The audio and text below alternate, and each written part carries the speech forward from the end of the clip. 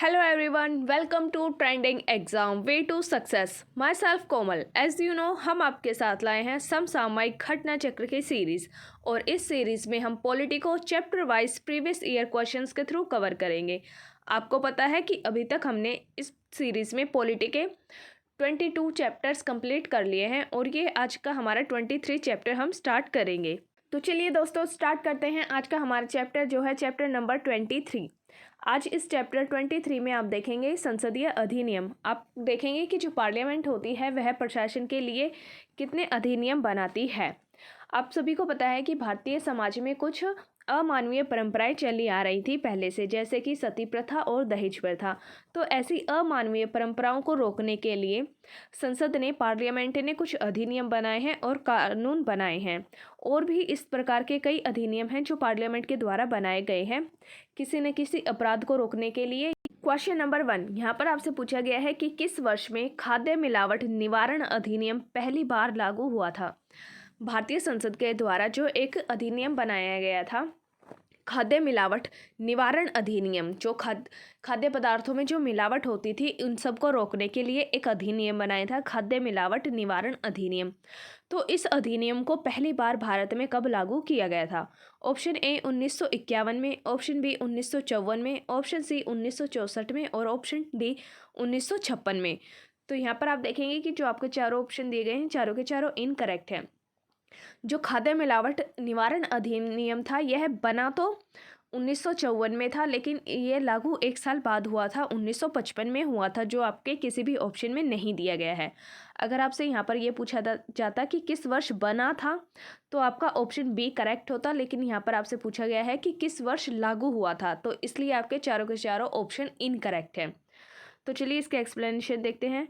खाद्य मिलावट निवारण अधिनियम 1954 prevention of food adulteration act सबसे पहले 1 जून 1955 को लागू हुआ था।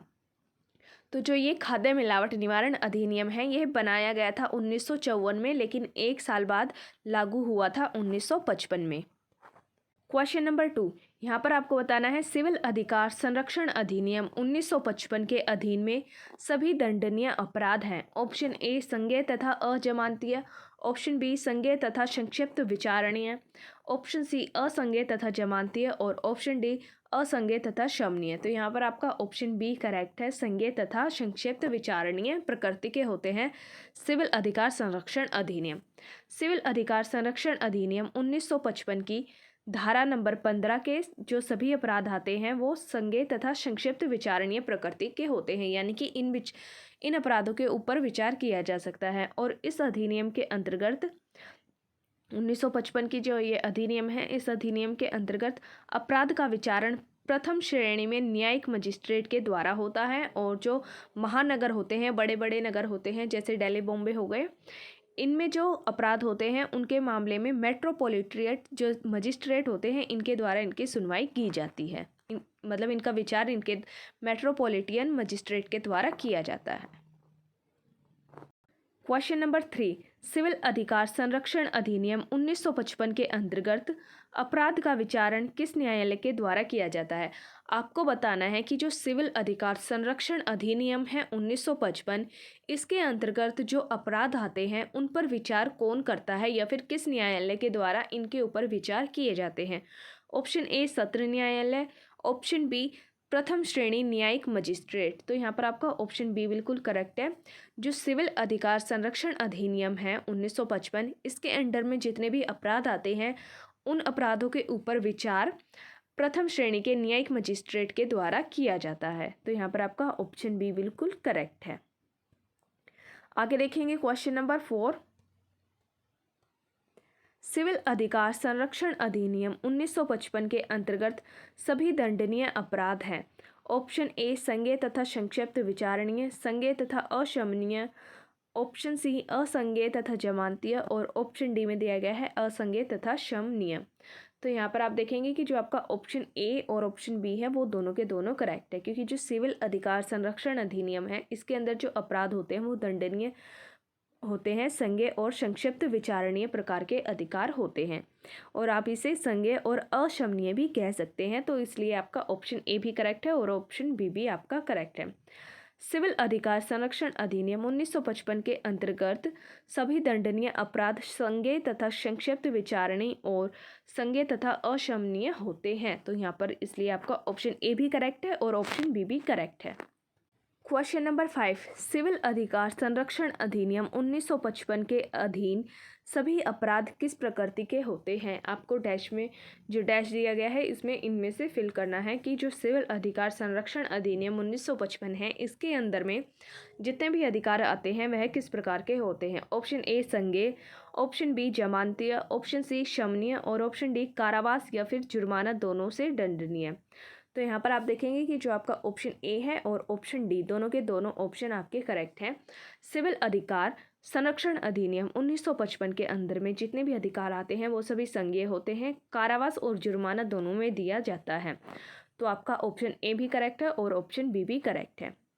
आगे इसके एक्सप्लेनेशन देखते हैं। सिविल अधिकार संरक्षण अधिनियम 1955 की धारा 15 क्लोज 1 के तहत दंड प्रक्रिया संहिता 1973 में किसी बात के होते हुए भी इस अधिनियम के अधीन दंडनीय हर अपराध संज्ञेय होगा। इस अधिनियम में दोषी व्यक्तियों के लिए कारावास और जुर्माने दोनों का प्रावधान किया गया है। इसलिए आपका ऑप्शन ए भी करेक्ट है और ऑप्शन डी भी करेक्ट है। मध्य प्रदेश लोक सेवा आयोग ने अपनी प्रारंभिक उत्तर को इसमें बोला गया है कि जो आपके मध्य प्रदेश की लोक सेवा आयोग थे उसने ऑप्शन सी को भी। क्वेश्चन नंबर 6, यदि कोई व्यक्ति अस्पृश्यता के आधार पर किसी व्यक्ति को अस्पताल, औषधालय या फिर शिक्षा संस्थान में प्रवेश करने से रोकता है तब वह सिविल अधिकार संरक्षण अधिनियम 1955 की किस धारा के अंतर्गत दंडनीय है। आपको पता है कि जो अस्पृश्यता का अंत है वह भारतीय संविधान के आर्टिकल 17 में भी दिया गया है और इस अस्पृश्यता को रोकने के लिए संसद के द्वारा एक अधिनियम भी बनाया गया है जो है सिविल अधिकार संरक्षण अधिनियम 1955। इसकी एक धारा है जिसके अंदर अस्पृश्यता के आधार पर अगर किसी भी व्यक्ति को अस्पताल, औषधालय या फिर शिक्षा स्थानों में जाने से रोका जाता है तो वह दंडनीय अपराध होता है। तो आपको बताना है कि सिविल अधिकार संरक्षण अधिनियम 1955 की किस धारा के अंदर ये अधिकार दंडनीय है। ऑप्शन ए धारा 4, ऑप्शन बी धारा 5, ऑप्शन सी धारा 6 और ऑप्शन डी धारा 7। तो यहाँ पर आप देखेंगे आपका ऑप्शन बी करेक्ट है। धारा 5 के अंदर जो ये अपराध है ये दंडनीय है। सिविल अधिकार संरक्षण अधिनियम 1955 की धारा 5 के अंदर अस्पृश्यता के आधार पर किसी व्यक्ति को अस्पताल, औषधालय और शिक्षा संस्थान में जाने से रोकना एक दंडनीय अपराध माना गया है। तो यहाँ पर आपका ऑप्शन बी करेक्ट है। इसके एक्सप्लेनेशन में देखते हैं क्या दिया गया है। यदि कोई व्यक्ति अस्पृश्यता के आधार पर किसी व्यक्ति को किसी भी अस्पताल, औषधालय या फिर शिक्षा संस्थान या छात्रावास जो जन साधारण या उसके किसी विभाग के फायदे के लिए स्थापित हो या चलाया जाता हो प्रवेश से इनकार करता है तब सिविल अधिकार संरक्षण अधिनियम 1955 की धारा के अंतर दंडनीय होता है। तो यहाँ पर आपका ऑप्शन बी करेक्ट है। क्वेश्चन नंबर 7, सिविल अधिकार संरक्षण अधिनियम 1955 की निम्नलिखित में से किस धारा के अंतर्गत सामूहिक जुर्माना अधिरोपित करने की राज्य सरकार की शक्ति का उपबंध किया गया है। यहाँ पर आपको बताना है कि जो सिविल अधिकार संरक्षण अधिनियम है 1955 इसके किस धारा के अंदर राज्य सरकार को ये पावर दी गई है कि वह सामूहिक जुर्माना अधिरोपित कर सकता है, सामूहिक जुर्माना लगा सकता है। ऑप्शन ए धारा 10 में, ऑप्शन बी धारा 10 क्लोज 1 में, ऑप्शन सी धारा 14 में और ऑप्शन डी धारा 14 क्लोज 1 में। तो यहाँ पर आपका ऑप्शन बी करेक्ट है। सिविल अधिकार संरक्षण अधिनियम 1955 की धारा 10 क्लोज ए में राज्य सरकार को, स्टेट गवर्नमेंट को ये पावर दी गई है कि वह सामूहिक जुर्माना लगा सकते हैं। सिविल अधिकार संरक्षण अधिनियम 1955 की धारा 10 क के अंदर 10A के अंतर्गत सामूहिक जुर्माना अधिरोपित करने की राज्य सरकार की शक्ति है। Power of state government to impose collective fine का उपबंध किया गया है। तो यहाँ पर आपका ऑप्शन बी बिल्कुल करेक्ट है। जो सिविल अधिकार संरक्षण अधिनियम है 1955 इसकी धारा नंबर 10A के अंदर में राज्य सरकार को पावर दी गई है कि वह सामूहिक जुर्माना लगा सकती है। नेक्स्ट क्वेश्चन देखेंगे, क्वेश्चन नंबर 8, सिविल अधिकार संरक्षण अधिनियम का विस्तार है। जो सिविल अधिकार संरक्षण अधिनियम है इसका विस्तार कहाँ तक है। ऑप्शन ए संपूर्ण भारत पर, ऑप्शन बी अनुसूचित क्षेत्रों के सिवाय संपूर्ण भारत पर, ऑप्शन सी जम्मू कश्मीर राज्य के सिवाय संपूर्ण भारत पर और ऑप्शन डी संघ राज्य क्षेत्र गोवा, दमन और दीव के सिवाय संपूर्ण भारत पर। तो यहाँ पर आपका ऑप्शन ए करेक्ट है। जो सिविल अधिकार संरक्षण अधिनियम है 1955, इसका विस्तार पूरे भारत में है, संपूर्ण भारत में है। इसलिए आपका ऑप्शन ए करेक्ट है। सिविल अधिकार संरक्षण अधिनियम 1955 की धारा 1 क्लोज 2 में के अनुसार इस अधिनियम का जो विस्तार है वह संपूर्ण भारत पर होता है। तो इस सिविल अधिकार संरक्षण अधिनियम के अंदर जो भी कानून बनाए गए हैं, जितनी भी धाराएं हैं, वह भारत के हर एक क्षेत्र पर लागू होती हैं, संपूर्ण भारत पर लागू होती हैं। नेक्स्ट क्वेश्चन देखेंगे, क्वेश्चन नंबर 9। सिविल अधिकार संरक्षण अधिनियम 1955 का विस्तार कहाँ तक है? सेम क्वेश्चन है जैसा भी आपसे पीछे पूछा था। जो सिविल अधिकार संरक्षण अधिनियम 1955 है, इसका विस्तार संपूर्ण भारत पर है।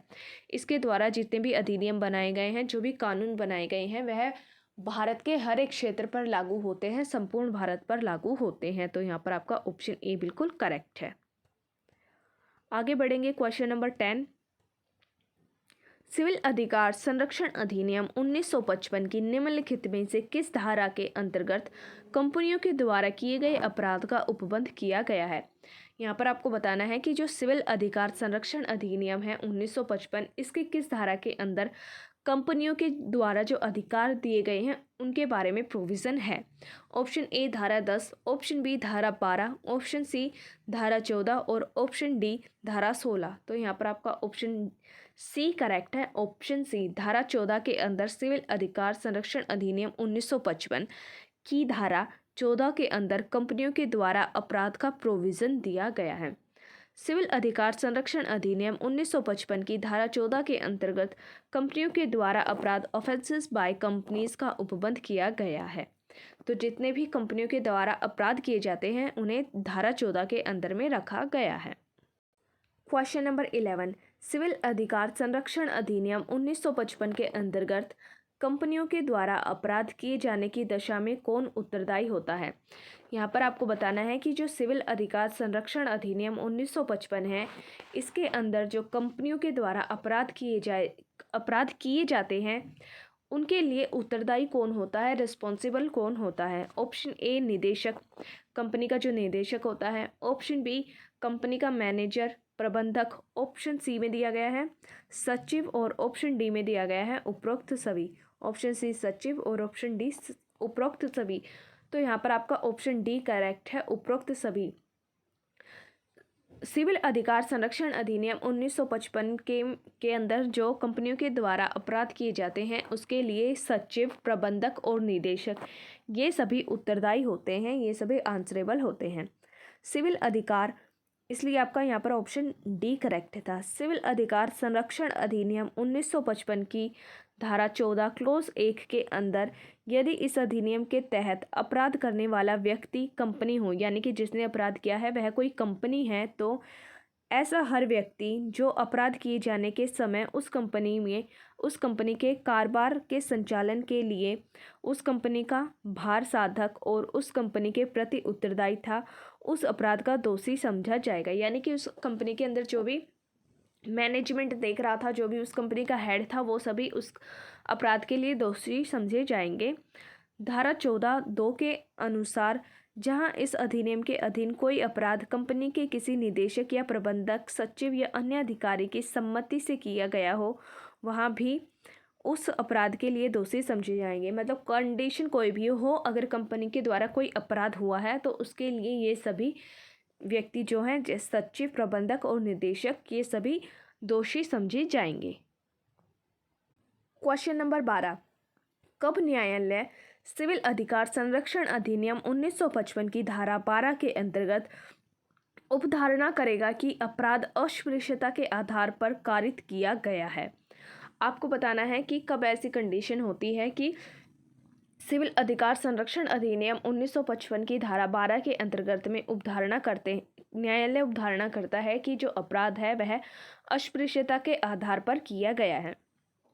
ऑप्शन ए, जब यह केवल अनुसूचित जाति के सदस्य से संबंधित है। ऑप्शन बी, जब यह केवल अनुसूचित जनजाति के सदस्य से संबंधित है। ऑप्शन सी, जब यह अनुसूचित जाति और अनुसूचित जनजाति दोनों के सदस्यों से संबंधित होता है। और ऑप्शन डी, उपरोक्त में से कोई भी नहीं। तो यहाँ पर आपका ऑप्शन ए बिल्कुल करेक्ट है। जब कोई भी अपराध केवल और केवल अनुसूचित जाति के सदस्यों के से संबंधित होता है, कोई अपराध जब अनुसूचित जाति के सदस्यों से संबंधित होता है तो न्यायालय उस अपराध को अस्पृश्यता के आधार पर बोलते हैं कि यह अस्पृश्यता के आधार पर किया गया है और यह सिविल अधिकार संरक्षण अधिनियम 1955 की धारा 12 के अंतर्गत किया गया अपराध है। तो यहाँ पर आपका ऑप्शन ए, सिविल अधिकार संरक्षण अधिनियम 1955 की धारा 12 के अनुसार जहां तक इस अधिनियम के अधीन अपराध गठित करने वाला कोई कार्य अनुसूचित जाति के संबंध में किया गया है, वहां जब तक कि प्रतिकूल साबित ना किया जाए, न्यायालय यह उपधारणा करेगा कि यह कार्य अस्पृश्यता के आधार पर किया गया है। इसमें बोला गया है कि जो सिविल अधिकार संरक्षण अधिनियम है 1955, इसकी धारा 12 के अंतर्गत कोई भी ऐसा कार्य किया गया है या अपराध किया गया है जो अनुसूचित जाति से संबंध है, तो तब तक और जब तक इस अपराध को प्रतिकूल साबित ना किया जाए, तब तक जो कोर्ट होते हैं, न्यायालय होते हैं, वह इस अपराध को अस्पृश्यता के आधार पर किया गया अपराध ही मानते हैं। क्वेश्चन नंबर 13, अस्पृश्यता से उद्भूत अपराध गठित नहीं होगा, जबकि यहाँ पर आपको 4 कंडीशंस दी गई हैं कि किस अपराध को आप अस्पृश्यता के आधार पर अपराध मानेंगे या नहीं मानेंगे।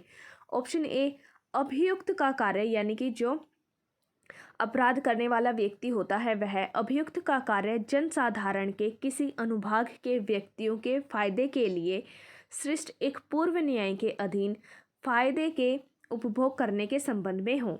ऑप्शन बी, अभियुक्त का कार्य अलंकारों के उपयोग करने से संबंध में हो।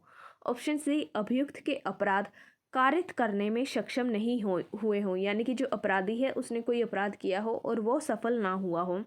और ऑप्शन डी, अभियुक्त और परिवादी पीड़ित समान सामाजिक समूह से हैं। तो यहाँ पर आपका ऑप्शन डी करेक्ट है। जो अपराध करने वाला व्यक्ति होता है वह और जो पीड़ित व्यक्ति है वह अगर दोनों ही एक समान समाज समूह से हैं, यानी कि सेम कम्युनिटी से हैं, तो उसके आधार पर जो अपराध किया गया है वह अपराध अस्पृश्यता के आधार पर अपराध नहीं माना जाएगा। तो यहाँ पर आपका ऑप्शन डी बिल्कुल करेक्ट है।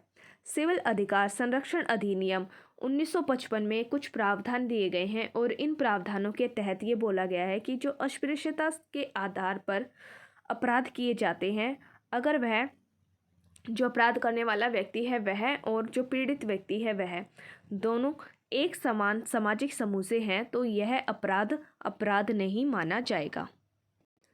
क्वेश्चन नंबर 14, न्यायालय उपधारित कर सकता है, न्यायालय जो होता है ये उपधारित कर सकता है कि अपराध गठित करने वाला कोई कृत्य अस्पृश्यता के आधार पर किया गया था यदि ऐसा अपराध डैश के संबंध में किया गया है। आपको बताना है कि जो न्यायालय होते हैं ये निर्धारित कर सकते हैं कि कोई भी अपराध जो किया गया है वह अस्पृश्यता के आधार पर है, अगर वह अपराध किसके संबंध में हो। तो ऑप्शन ए, अनुसूचित जाति के सदस्य से संबंधित हो। ऑप्शन बी, अनुसूचित जनजाति के सदस्य से संबंधित हो। तो यहाँ पर आपका ऑप्शन ए करेक्ट है। कोई भी ऐसा अपराध जो अनुसूचित जाति के सदस्य से संबंधित होता है तो न्यायालय उस अपराध को उपधारित कर देते हैं कि यह अपराध अस्पृश्यता के आधार पर किया गया है। तो इसलिए यहाँ पर आपका ऑप्शन ए करेक्ट है। ऑप्शन सी में दिया गया है किसी समुदाय के सदस्य से संबंधित और ऑप्शन डी उपरोक्त में से कोई भी नहीं। यहाँ पर आपका ऑप्शन ए करेक्ट था।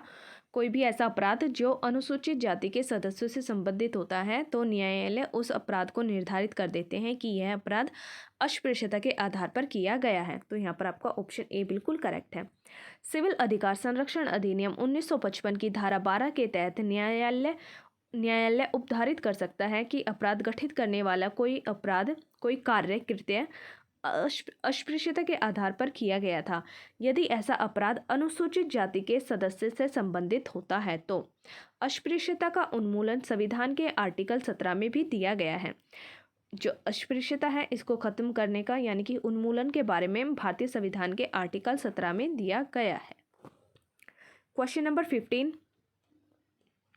सिविल अधिकार संरक्षण अधिनियम 1955 के निम्नलिखित में से किस धारा के अंतर्गत सद्भावना पूर्वक की गई कार्यवाही के लिए संरक्षण का उपबंध किया गया है? आपको बताना है कि जो सिविल अधिकार संरक्षण अधिनियम है 1955, इसकी किस धारा के अंतर्गत सद्भावना पूर्वक की गई कार्यवाही के लिए प्रोटेक्शन दिया गया है कि कोई भी ऐसा कार्य जो अच्छी भावना से सद्भावना पूर्वक किया गया है तो उसके लिए कुछ प्रोटेक्शन दिए गए हैं, कुछ प्रोटेक्शन का प्रोविज़न दिया गया है। तो वह किस धारा में है? ऑप्शन ए धारा 16A में, ऑप्शन बी धारा 15A में, ऑप्शन सी धारा 16ख में और ऑप्शन डी धारा 14क में। तो यहाँ पर आपका ऑप्शन डी करेक्ट है। धारा 14क के अंदर सिविल अधिकार संरक्षण अधिनियम 1955 की धारा 14क 14A के अंतर्गत सद्भावना पूर्वक की गई कार्यवाही के लिए संरक्षण protection of action taken in good faith का उपबंध किया गया है। कोई भी ऐसा कार्य है जो आप एक अच्छी भावना के द्वारा करते हैं, सद्भावना पूर्वक करते हैं, तो उस चीज़ के लिए सिविल अधिकार संरक्षण अधिनियम 1955 में कुछ संरक्षण के उपबंध किए गए हैं। नेक्स्ट क्वेश्चन देखेंगे, क्वेश्चन नंबर 16, निम्नलिखित युग्मों में से कौन सा सही सुमेलित नहीं है? आपको बताना है कि ये एक तरफ आपको कुछ अधिनियम दिए गए हैं और दूसरी साइड उनके ईयर दिए गए हैं, तो आपको बताना है इनमें से कौन सा इनकरेक्ट मैच है। आपको गलत मैच के बारे में बताना है। ऑप्शन ए हिंदू विवाह अधिनियम 1955, ऑप्शन बी हिंदू उत्तराधिकार अधिनियम 1956, ऑप्शन सी 73वां संवैधानिक संशोधन शहरी क्षेत्रों के स्थानीय निकायों के चुनाव में महिलाओं के लिए स्थान का आरक्षण, और ऑप्शन डी सती निरोध अधिनियम 1987। तो यहाँ पर आपके जो 3 ऑप्शन हैं ए, बी और डी वो बिल्कुल करेक्टली मैच हैं, लेकिन आपका ऑप्शन सी आपका इनकरेक्ट मैच है। जो 73वां संवैधानिक संशोधन है उसके अंदर महिलाओं के स्थानों के लिए आरक्षण की बात नहीं की गई थी। तो चलिए इसके एक्सप्लेनेशन देखते हैं। आपका ऑप्शन सी करेक्ट था। हिंदू विवाह अधिनियम 1955 में, जो बिल्कुल ठीक है। हिंदू उत्तराधिकार अधिनियम 1956 आपका ऑप्शन बी भी करेक्ट है। और सती निरोध अधिनियम 1987 आपका ऑप्शन डी में दिया गया है, वो भी करेक्ट है। शहरी क्षेत्रों के स्थानीय निकायों में चुनाव में महिलाओं के लिए स्थानों का आरक्षण 73वें नहीं बल्कि 74वें संविधान संशोधन के द्वारा किया गया है, इसलिए आपका ऑप्शन सी इसका आंसर होगा, जो कि इनकरेक्टली मैच है। इसमें बोला गया है कि जो शहरी क्षेत्र हैं उनके अंदर जो स्थानीय निकाय होते हैं उनमें चुनाव के लिए जो महिलाओं के लिए सीटें रिजर्व की जाती हैं वो 73वें कॉन्स्टिट्यूशन अमेंडमेंट में नहीं है बल्कि 74वें कॉन्स्टिट्यूशन अमेंडमेंट में है। क्वेश्चन नंबर 17, सूची 1 और सूची 2 को सुमेलित कीजिए तथा सूचियों के नीचे दिए गए कूट से सही उत्तर चुनिए। यहाँ पर आपको 2 लिस्ट दी गई हैं और एक लिस्ट में कुछ अधिनियम के नाम दिए गए हैं और दूसरी लिस्ट में आपको उन अधिनियम के ईयर दिए गए हैं कि ये अधिनियम किस ईयर में बने हैं, जिन्हें आपको करेक्टली मैच करके बताना है कि कौन कैसे मैच है। फर्स्ट में भारतीय शास्त्र अधिनियम 1976, बी शाही पद अधिनियम 1978, सी भारतीय उच्च न्यायालय अधिनियम 1869, डी भारतीय विवाह विच्छेद अधिनियम 1861। तो यहाँ पर आप देखेंगे कि जो आपका सही मैच है वो इस तरह है। भारतीय शस्त्र अधिनियम आपका 1878 में बना था। जो आपका भारतीय शस्त्र अधिनियम है वो 1878 में बना था और शाही पद अधिनियम 1876 में बना था। भारतीय उच्च न्यायालय अधिनियम 1861 में बना था और भारतीय विवाह विच्छेद अधिनियम जो है वो 1869 में बना था। तो ये आपका करेक्टली मैच है। जो आपको सही मैच दिया गया है ऑप्शन डी में, ऑप्शन डी में आपको सही मैच दिया गया है जो मैंने अभी आपको बताया। तो यहाँ पर एक्सप्लेनेशन में भी देखते हैं एक बार। भारतीय शस्त्र अधिनियम 1878 में, शाही पद अधिनियम 1876 में, भारतीय उच्च न्यायालय अधिनियम 1861 में और भारतीय विवाह विच्छेद अधिनियम 1869 में बना था। तो ये आपका करेक्टली मैच है। आगे बढ़ेंगे, क्वेश्चन नंबर 18 देखते हैं। घरेलू हिंसा से महिला संरक्षण अधिनियम कब लागू हुआ था? जो घरेलू हिंसाओं से संबंधित एक अधिनियम बनाया गया था, घरेलू हिंसा से महिला संरक्षण अधिनियम, ये कब लागू हुआ था? 20 सितंबर 2005 को, 30 सितंबर 2006 को, 10 अक्टूबर 2006 को और 26 अक्टूबर 2006 को। तो यहाँ पर आपका ऑप्शन डी बिल्कुल करेक्ट है। 26 अक्टूबर 2006 को घरेलू हिंसा से संबंधित जो अधिनियम है वह लागू हुआ था। महिलाओं को घरेलू हिंसा से संरक्षण प्रदान करने के लिए घरेलू हिंसा से महिलाओं का संरक्षण अधिनियम 2005 बनाया गया था, जो संसद के द्वारा सर्वसम्मति से पारित किया गया और जिसे राष्ट्रपति की सहमति 13 दिसंबर 2005 को मिली थी और 26 अक्टूबर 2006 से इसे संपूर्ण भारत के अंदर लागू किया गया था। तो घरेलू हिंसा से महिला संरक्षण अधिनियम 26 जनवरी 2006 को संपूर्ण भारत में लागू किया गया था। आगे बढ़ेंगे, क्वेश्चन नंबर 19 देखते हैं। निम्न में से कौन सा सामाजिक अधिनियम नहीं है? आपको बताना है कि कौन सा ऐसा अधिनियम है जो सामाजिक नहीं है। Option A MISA, option B anti dowry act, option C protection of civil right, option D prevention of immoral traffic act, prevention of immoral traffic act. तो यहाँ पर आप देखेंगे कि जो आपका ऑप्शन ए है मीसा एक्ट, मीसा अधिनियम, वह सामाजिक अधिनियम नहीं है। इसके एक्सप्लेनेशन देखते हैं। मीसा, जिसकी फुल फॉर्म है maintenance of internal security act, जो नामक आंतरिक सुरक्षा अधिनियम, जो 1971 में बना था और 1977 में निरस्त कर दिया गया था, यानी कि 6 साल के बाद ही इसे निरस्त कर दिया था। यह आंतरिक सुरक्षा के संदर्भ में बनाया गया था, अधिनियम था। यह अधिनियम सामाजिक अधिनियम नहीं है। बाकी जो आपके ऑप्शंस, अदर ऑप्शंस दिए गए हैं, वो आपके सामाजिक अधिनियम हैं। शेष तीनों अधिनियम सामाजिक सौहार्द और सामाजिक दोष निवारण हेतु बनाए गए थे, लेकिन ये अधिनियम इंटरनल सिक्योरिटी के लिए था, जो 1971 में बना और 1977 में खत्म कर दिया गया था, मीसा एक्ट। Question number 20। भारतीय विधान के प्रावधानों के अंतर्गत उपभोक्ता के अधिकारों या विशेष अधिकारों के संदर्भ में निम्नलिखित में से कौन सा या कौन से कथन सही है? यहाँ पर आपको 3 कथन दिए गए हैं और आपको बताना है कि भारतीय जो कानून है इनके अंतर्गत कंज्यूमर राइट्स जो होते हैं उनमें, उनके बारे में इनमें से कौन सा कथन, कौन सी स्टेटमेंट आपकी सही है। फर्स्ट, उपभोक्ताओं को खाद्य की जांच करने के लिए नमूने लेने का अधिकार है। जो उपभोक्ता होते हैं, कंज्यूमर, उन्हें अब जो भी खाद्य पदार्थ वह खरीदते हैं उनकी जांच करने के लिए एक सैंपल लेने का अधिकार होता है, जो बिल्कुल करेक्ट आपका स्टेटमेंट है।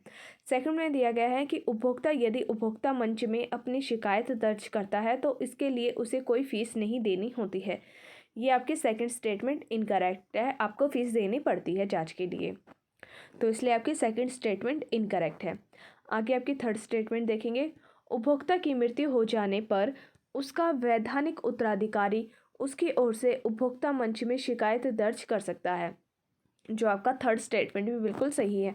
कोई ऐसा उपभोक्ता है जिसकी मृत्यु हो गई है, उसके जो उत्तराधिकारी होते हैं वह उपभोक्ता मंच में शिकायत दर्ज कर सकते हैं अपने विशेष अधिकारों से लेकर, अगर कोई गड़बड़ हुई है तो यहाँ पर आपका ऑप्शन सी करेक्ट है। इसमें फर्स्ट और थर्ड स्टेटमेंट सही है और जो सेकंड स्टेटमेंट है वो इनकरेक्ट है।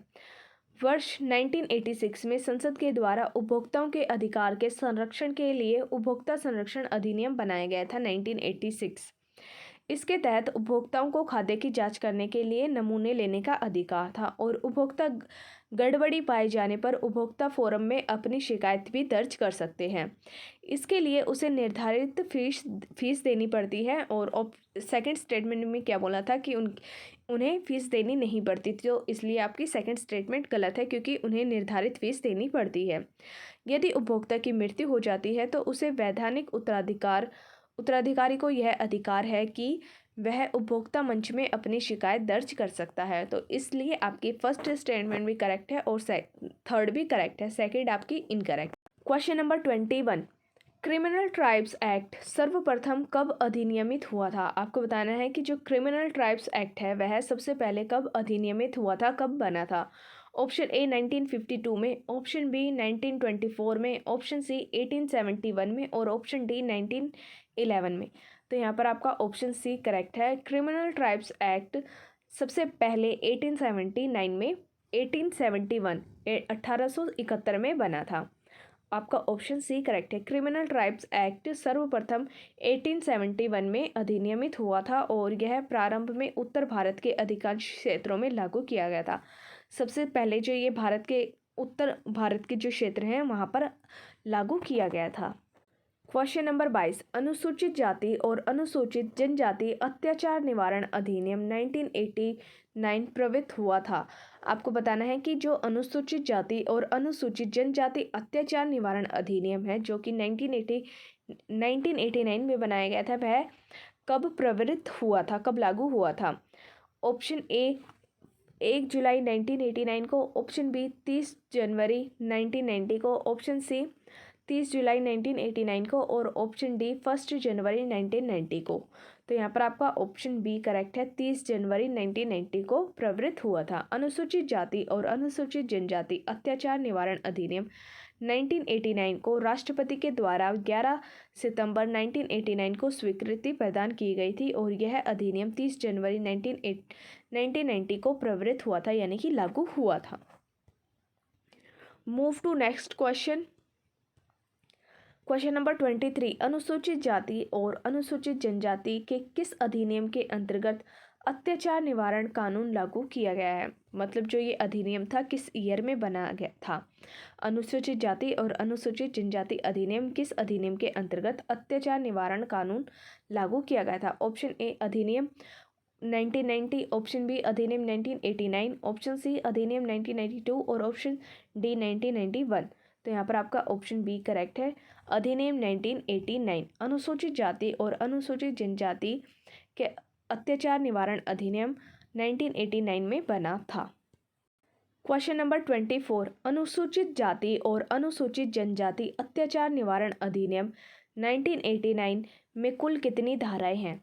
आपको पता है कि कुछ अधिनियम में कुछ धाराएं होती हैं, तो यहाँ पर आपसे पूछा गया है जो अनुसूचित जाति और अनुसूचित जनजाति अत्याचार निवारण अधिनियम है जो 1989 में बना था, उसके अंदर कुल कितनी धाराएं हैं। ऑप्शन ए 18, ऑप्शन बी 22 और ऑप्शन सी 23 और ऑप्शन डी में दिया गया है 27। 23 और 27, तो यहाँ पर आपका ऑप्शन सी करेक्ट है, 23 धाराएं हैं। अनुसूचित जाति और अनुसूचित जनजाति अत्याचार निवारण अधिनियम में कुल 23 धाराएं हैं। आगे देखेंगे क्वेश्चन नंबर 25, अनुसूचित जाति और अनुसूचित जनजाति अत्याचार निवारण अधिनियम 1989 के उद्देश्य को क्रियान्वित करने के लिए नियम बनाने की शक्तियाँ किसे प्राप्त है।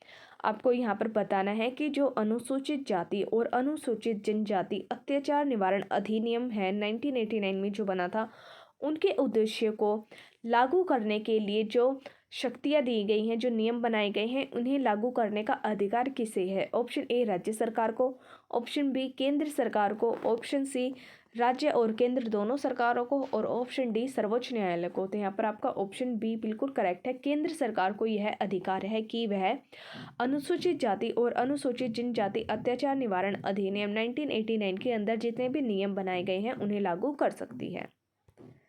इसकी एक्सप्लेनेशन देखते हैं। अनुसूचित जाति और अनुसूचित जनजाति अधिनियम 1989 की धारा 23 इस अधिनियम के उद्देश्य को क्रियान्वित करने के लिए नियम बनाने की शक्ति से संबंधित है और इस अधिनियम की धारा 23 क्लोज ए के अनुसार केंद्र सरकार अधिकारित राजपत्र में अधिसूचना के द्वारा इस अधिनियम के प्रयोजनों को कार्यान्वित करने के लिए नियम बना सकती है। यानी कि इस अधिनियम के अंदर जितने भी नियम बन दिए गए हैं उन्हें लागू करने के लिए, उन्हें कार्यान्वित करने के लिए नियम बना सकती है आपकी केंद्र सरकार, सेंट्रल गवर्नमेंट। आगे देखेंगे क्वेश्चन नंबर 26, अनुसूचित जाति और अनुसूचित जनजाति अत्याचार निवारण अधिनियम 1989 के अंतर्गत किस धारा में आर्थिक बहिष्कार को परिभाषित किया गया है। जो आर्थिक बहिष्कार है वह अनुसूचित जाति और अनुसूचित जनजाति अत्याचार निवारण अधिनियम 1989 की किस धारा के अंदर परिभाषित किया गया है। कौन सी धारा में इसकी परिभाषा दी गई है आर्थिक बहिष्कार की।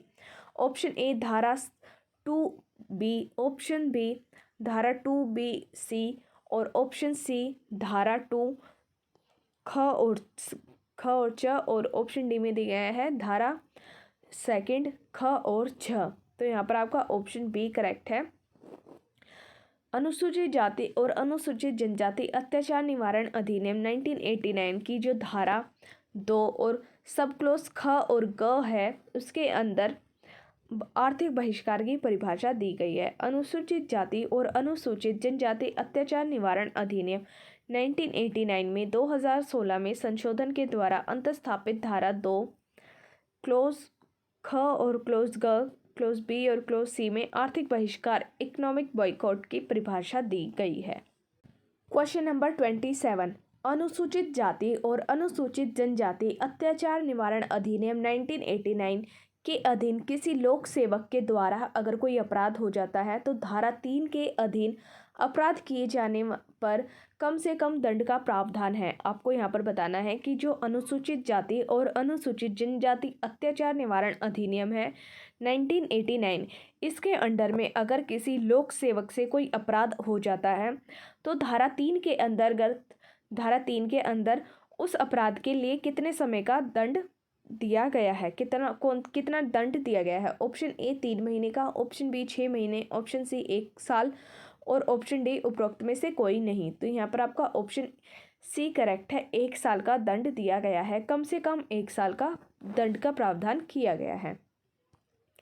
आगे इसके एक्सप्लेनेशन देखते हैं। अनुसूचित जाति और अनुसूचित जनजाति एससी और एसटी अत्याचार निवारण अधिनियम 1989 के अधीन अगर किसी लोक सेवक के द्वारा कोई अपराध हो जाता है तो धारा 3 क्लोज 2 सब क्लोज 7 के अधीन में अपराध किए जाने पर कम से कम 1 साल के दंड का प्रावधान किया गया है, 1 साल। क्वेश्चन नंबर 28, अनुसूचित जाति और अनुसूचित जनजाति अत्याचार निवारण अधिनियम 1989 के अंतर्गत किस धारा में विशेष न्यायालय स्पेशल कोर्ट की व्यवस्था का प्रावधान है। ऑप्शन ए धारा 14, ऑप्शन बी धारा 17, ऑप्शन सी धारा 21 क्लोज 1 और ऑप्शन डी धारा 21 क्लोज 3। तो यहाँ पर आपका ऑप्शन ए करेक्ट है। धारा 14 के अंदर अनुसूचित जाति और अनुसूचित जनजाति अत्याचार निरोधक अधिनियम 1989 के अंतर्गत स्पेशल कोर्ट का प्रावधान किया गया है। तो यहाँ पर आपका ऑप्शन ए बिल्कुल करेक्ट है। अनुसूचित जाति और अनुसूचित जनजाति अत्याचार निरोधक अधिनियम 1989 के चैप्टर 4 की धारा 14 क्लोज 1 के अंतर्गत शीघ्र न्याय और परीक्षण के लिए एक या अधिक जिलों में एक स्पेशल न्यायालय स्पेशल कोर्ट का या अनन्य विशेष न्यायालय की व्यवस्था की गई है, जबकि धारा 15 में विशेष लोक अभियोजन की व्यवस्था की गई है। तो यहाँ पर आपका ऑप्शन ए बिल्कुल करेक्ट है। क्वेश्चन नंबर 29, अनुसूचित जाति और अनुसूचित जनजाति अत्याचार निवारण अधिनियम 1989 के अधीन इसके अंडर में अपराधों का विचारण करने के लिए जो राज्य सरकार होती है वह किसकी सहमति से सत्र न्यायालय को विशेष न्यायालय विनिर्दिष्ट कर सकती है। आपको बताना है कौन सा ऑप्शन आपका सही है। ऑप्शन ए राज्यपाल के द्वारा, ऑप्शन बी उच्च न्यायालय के मुख्य न्यायाधीश के द्वारा, ऑप्शन सी संबंधित जिले के सत्र न्यायाधीश के द्वारा और ऑप्शन डी विधि मंत्रालय के द्वारा। तो यहाँ पर आपका ऑप्शन बी करेक्ट है। उच्च न्यायालय के मुख्य न्यायाधीश की सहमति से जो राज्य सरकारें होती हैं वह सत्र न्यायालय को विशेष न्यायालय मान सकती हैं, विनिर्दिष्ट कर सकती हैं। अब इसके एक्सप्लेनेशन देखते हैं।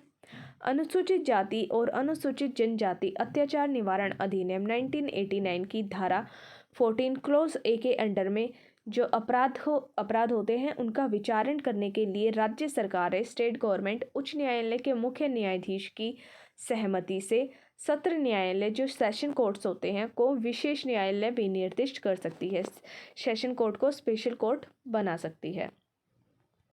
क्वेश्चन नंबर 30, अनुसूचित जाति और अनुसूचित जनजाति अत्याचार निवारण अधिनियम के अधीन अपराधों का विचार करने के लिए सेशन न्यायालय को विशेष न्यायालय के रूप में विनिर्दिष्ट करने का प्रयोजन है।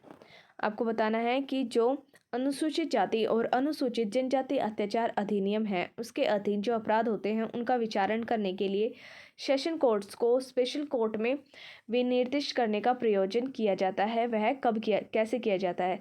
ऑप्शन ए शीघ्र विचारण, ऑप्शन बी समयबद्ध विचारण, ऑप्शन सी पीड़ितों के लिए विशेष सुरक्षा और ऑप्शन डी उपयुक्त सभी। तो यहाँ पर आपका ऑप्शन ए करेक्ट है, शीघ्र विचारण। इसके एक्सप्लेनेशन देखते हैं। अनुसूचित जाति और अनुसूचित जनजाति अत्याचार निवारण अधिनियम 1989 की धारा 14 क्लोज 1 में के अनुसार सेशन न्यायालय को विशेष न्यायालय के रूप में विनिर्दिष्ट करने का प्रयोजन शीघ्र विचारण कहलाता है, शीघ्र विचारण है। क्वेश्चन नंबर 31 यहाँ पर आपसे पूछा गया है कि अगर आप अनुसूचित जाति और अनुसूचित जनजाति अत्याचार निवारण अधिनियम 1989 के अंतर्गत किसी निर्णय, दंड आदेश या आदेश के विरुद्ध में उच्च न्यायालय में अपील करते हैं तो वह किस आधारों के ऊपर करेंगे। ऑप्शन ए केवल तथ्यों के संबंध में, ऑप्शन बी केवल विधि के संबंध में, ऑप्शन सी केवल तथ्य और विधि दोनों के संबंध में और ऑप्शन डी उपरोक्त में से कोई नहीं। तो यहाँ पर आपका ऑप्शन सी बिल्कुल करेक्ट है, तथ्य और विधि दोनों के संबंध में आप अपील करेंगे। तो यहाँ पर आपका ऑप्शन सी सही है।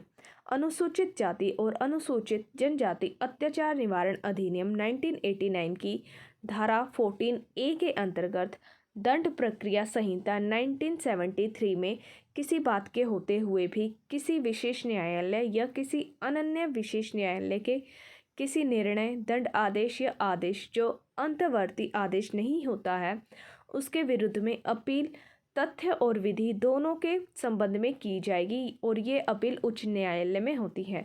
तो जो आप अपील करेंगे वह तथ्य और विधि दोनों के संबंध में करेंगे उच्च न्यायालय में, इसलिए यहाँ पर आपका ऑप्शन सी करेक्ट है। आगे बढ़ते हैं क्वेश्चन नंबर 32 की तरफ। अनुसूचित जाति और अनुसूचित जनजाति अत्याचार निवारण अधिनियम अनुसूचित जाति और अनुसूचित जनजाति की उन्नति के लिए एक प्रावधान है जो निम्न में से किस एक सिद्धांत पर आधारित है।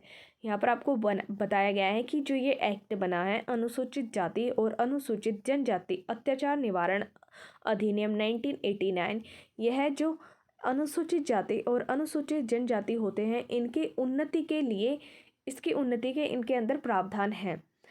तो ये जो प्रावधान है वह किस आधार पर है, किस सिद्धांत पर है, आपको ये बताना है। ऑप्शन ए पृथक्करणीयता का सिद्धांत, ऑप्शन बी अधिमानी सिद्धति का सिद्धांत, ऑप्शन सी संस्था विभेद का सिद्धांत और ऑप्शन डी सामंजस्यपूर्ण अर्थान्वयन का सिद्धांत। तो यहाँ पर आप देखेंगे कि जो आपका ऑप्शन सी है वो करेक्ट है, संरक्षण विभेद का सिद्धांत होता है अनुसूचित जाति और अनुसूचित जनजाति अत्याचार निवारण अधिनियम के अंदर में। तो चलिए इसके एक्सप्लेनेशन देखते हैं। अनुसूचित जाति और अनुसूचित जनजाति अत्याचार निवारण अधिनियम 1989 संरक्षण विभेद के सिद्धांत पर आधारित है। यह अधिनियम संविधान के अनुच्छेद 15 में दी गई व्यवस्था के क्रियान्वयन के संदर्भ में है।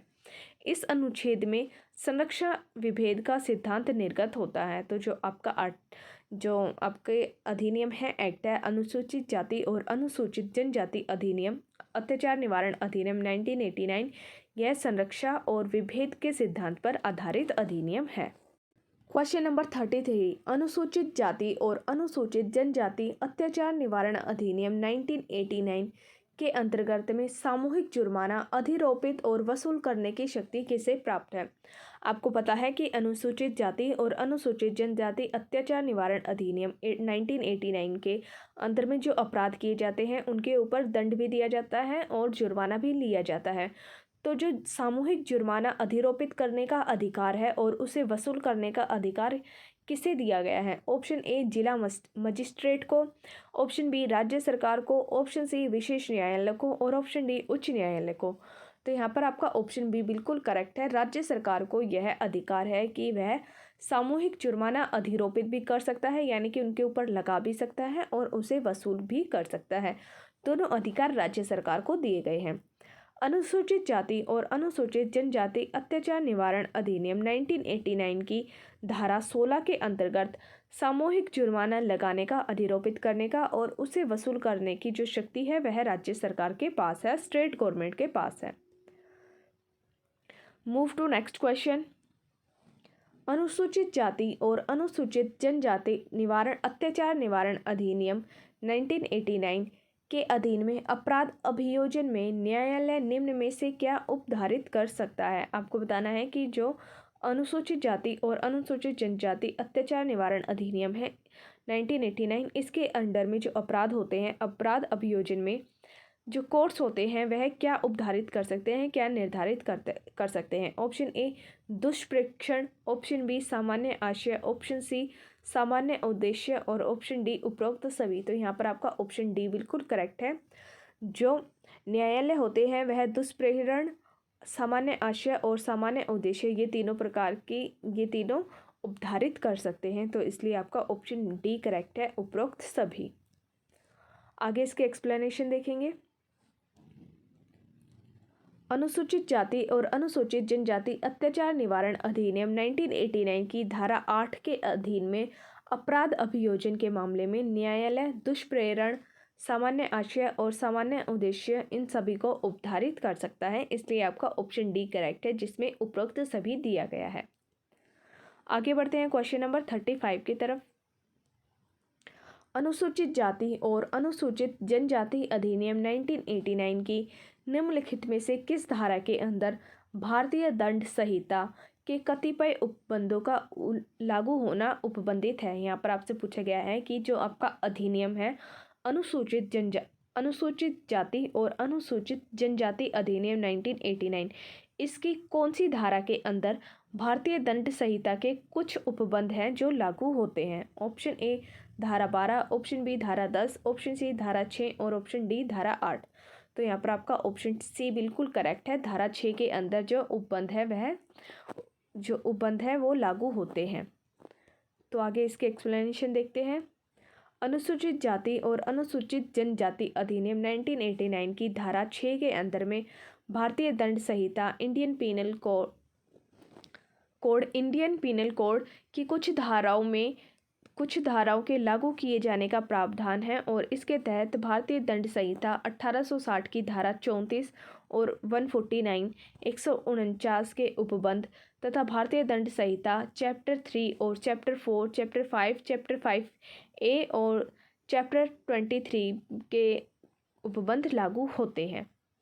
इस एक्सप्लेनेशन में आपको ये बताया गया है कि जो अनुसूचित जाति और अनुसूचित जनजाति अधिनियम है 1989, इसके अंदर आईपीसी के कुछ प्रावधान लागू होते हैं और वे प्रावधान जो हैं वो आईपीसी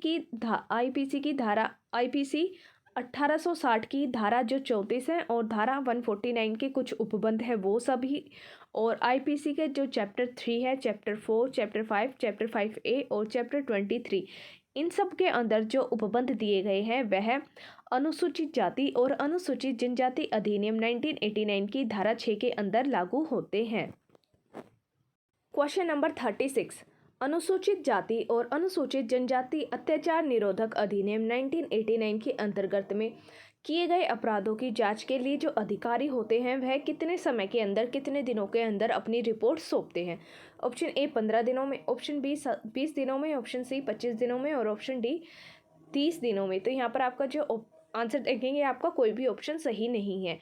जो ये रिपोर्ट सौंपने का टाइम था ये पहले 30 ईयर था, फिर इसे 2016 में अमेंडमेंट कर दिया गया था और इसके टाइम को बढ़ा दिया गया था। इसलिए यहाँ पर आपको कोई भी ऑप्शन करेक्ट नहीं दिया गया है। ऑप्शन 30 पहले करेक्ट हो जाता था आपका, लेकिन अब ये बढ़ाकर ज़्यादा कर दिया है, इस वजह से आपका ऑप्शन डी भी करेक्ट है। अब इसे 30 दिनों से बढ़ाकर 60 दिन कर दिया गया है। तो चलिए इसके एक्सप्लेनेशन देखते हैं। 1995 के तत्संबंधी नियमों के तहत अनुसूचित जाति और अनुसूचित जनजाति अत्याचार निरोधक अधिनियम 1989 के अंतर्गत किए गए अपराधों की जांच अधिकारी के द्वारा 30 दिनों के भीतर जांच पूरी करके अपनी रिपोर्ट पुलिस अधीक्षक को सौंपने का प्रावधान था, जिसे पुलिस अधीक्षक राज्य के पुलिस महानिदेशक को उसी टाइम ये तत्काल अग्रसारित करता था, यानी कि आगे पहुंचाता था।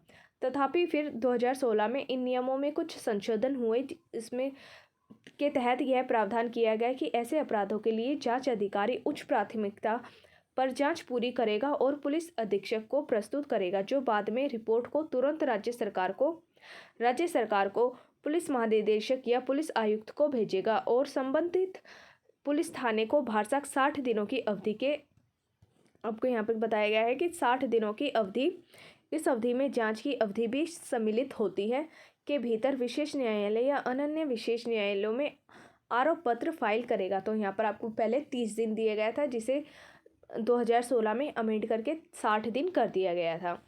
इसमें बोला गया है कि जो आपका मध्य प्रदेश का आयोग है उसके अंदर आपका ऑप्शन डी करेक्ट माना गया है, क्योंकि उससे पहले 30 दिनों तक पहले जो कार्रवाई होती थी, मतलब रिपोर्ट भेजनी होती थी, वो 30 दिनों के अंदर भेजनी होती थी, इसलिए आपका ऑप्शन डी करेक्ट माना गया है। लेकिन अब आप देखेंगे तो वो गलत है, क्योंकि अब उसे 60 दिन कर दिया गया है। क्वेश्चन नंबर 37, अनुसूचित जाति और अनुसूचित जनजाति अत्याचार निवारण अधिनियम 1989 के अधीन निम्न में से क्या पूर्णतः निषिद्ध है। आपको बताना है कि कौन सी चीज़ ऐसी है जो अनुसूचित जाति और अनुसूचित जनजाति अत्याचार निवारण अधिनियम 1989 के अंदर में पूर्णतः निषिद्ध है, यानी कि बैन है। ऑप्शन ए गिरफ्तारी पूर्व जमानत, ऑप्शन बी गिरफ्तारी पश्चात जमानत, गिरफ्तारी के बाद में जमानत, और ऑप्शन सी परिवीक्षा का लाभ, और ऑप्शन डी उपरोक्त सभी। तो यहाँ पर आपका ऑप्शन ए करेक्ट है, गिरफ्तारी पूर्व जमानत, यानी कि जमानत से पहले गिरफ्तारी नहीं हो सकती। इसके एक्सप्लेनेशन देखेंगे। अनुसूचित जाति और अनुसूचित जनजाति अत्याचार निवारण अधिनियम 1989 के अंडर में गिरफ्तारी पूर्व जमानत पूर्ण तरीके से निषिद्ध है, बैन है। आगे बढ़ेंगे। क्वेश्चन नंबर 38, अनुसूचित जाति और अनुसूचित जनजाति अधिनियम 1989 की निम्नलिखित में से किस धारा में अग्रिम जमानत प्रतिबंधित की गई है। जो पूर्व जमानत है वो प्रतिबंधित की गई है। ऑप्शन ए धारा 16 में, ऑप्शन बी धारा 17 में, ऑप्शन डी धारा 18 में, ऑप्शन सी धारा 18 में, और ऑप्शन डी धारा 19 में। तो यहाँ पर आपका ऑप्शन सी करेक्ट है, धारा 18 के अंदर अग्रिम जमानत को बैन किया गया है। इस अधिनियम की धारा 18 में ये प्रावधान है कि अधिनियम के अधीन अपराध करने वाले व्यक्ति को दंड प्रक्रिया संहिता की धारा 438 के तहत अग्रिम जमानत का लाभ नहीं दिया जाएगा, और दंड प्रक्रिया संहिता धारा 438 के में अग्रिम जमानत दिए जाने का प्रावधान है। क्वेश्चन नंबर 39, अनुसूचित जाति और अनुसूचित जनजाति अत्याचार निवारण अधिनियम 1989 के अधीन में किए गए अपराध का अन्वेषण यानी कि जांच ऐसे पुलिस अधिकारी के द्वारा की जाएगी जो किस रैंक से कम नहीं होना चाहिए, आपको बताना है। ऑप्शन ए उप निरीक्षक, ऑप्शन बी निरीक्षक, ऑप्शन सी उप अधीक्षक, और ऑप्शन डी अधीक्षक। तो यहाँ पर आपका ऑप्शन सी बिल्कुल करेक्ट है, उप अधीक्षक की रैंक से कम नहीं होना चाहिए वह अधिकारी जो अनुसूचित जाति और अनुसूचित जनजाति अत्याचार निवारण अधिनियम के अंडर में जो अपराध हुए हैं उनकी जाँच करेगा। तो आगे इसके एक्सप्लेनेशन देखते हैं। अनुसूचित जाति और अनुसूचित जनजाति अत्याचार निवारण अधिनियम 1989 के क्रियान्वयन के लिए केंद्र सरकार के द्वारा 1995 में बनाई गई नियमों के अंतर्गत नियम 7 क्लोज 1 के तहत इस अधिनियम के अधीन किए गए अपराध का अन्वेषण यानी कि जांच ऐसे पुलिस अधिकारी के द्वारा की जाएगी जो उप अधीक्षक की रैंक से कम का नहीं होना चाहिए। क्वेश्चन नंबर 40, निम्नलिखित शक्तियों में से कौन सी ऐसी शक्ति है जो अनुसूचित जाति और अनुसूचित जनजाति अत्याचार निवारण अधिनियम के अधीन विनिर्दिष्ट विशेष न्यायालय को नहीं दी गई है। आपको बताना है कौन सी ऐसी शक्ति है जो नहीं दी गई है विशेष न्यायालय को। ऑप्शन ए किसी अपराध के दोष सिद्धि अभियुक्त की संपत्ति का समअपहरण करना यानी कि संपत्ति को जब्त करना। ऑप्शन बी पुलिस से भिन्न किसी व्यक्ति को अतिरिक्त अन्वेषण करने के लिए अधिकृत करना यानी कि पुलिस के अलावा आप किसी और व्यक्ति को जांच करने के लिए भेज दे। तो ऑप्शन सी ऐसे व्यक्ति को किसी क्षेत्र से हटाना जिसके द्वारा अपराध किए जाने की संभावना है। और ऑप्शन डी ऐसे व्यक्ति का माप और फोटोग्राफ लेना जिसके द्वारा अपराध किए जाने की संभावना है। तो यहाँ पर आपका ऑप्शन बी बिल्कुल करेक्ट है। कोई जो आपके अनुसूचित जाति और अनुसूचित जनजाति अत्याचार निवारण अधिनियम है इसके अधीन में विशेष न्यायालय को ये अधिकार नहीं है कि वह पुलिस से अलग किसी और व्यक्ति को जांच के लिए भेजे। तो इसलिए आपका ऑप्शन बी करेक्ट है। इसके एक्सप्लेनेशन देखते हैं। पुलिस से भिन्न किसी व्यक्ति को अतिरिक्त अन्वेषण करने के लिए अधिकृत करना अनुसूचित जाति और अनुसूचित जनजाति अत्याचार निवारण अधिनियम 1989 के तहत विनिर्दिष्ट विशेष न्यायालय को दी गई शक्तियों में शामिल नहीं है। तो उन्हें कोई भी अधिकार नहीं है कि वह पुलिस के अलावा किसी और व्यक्ति को जांच के लिए भेजे। तो चलिए दोस्तों, इस वीडियो में हम इतने ही क्वेश्चंस करेंगे। जो आगे के बचे हुए क्वेश्चन हैं हम उसे इस चैप्टर के सेकंड पार्ट में कंप्लीट करेंगे। और अगर आपको ये चैप्टर अच्छे से समझ में आया हो तो प्लीज़ वीडियो को लाइक करें और शेयर करें। Thank you.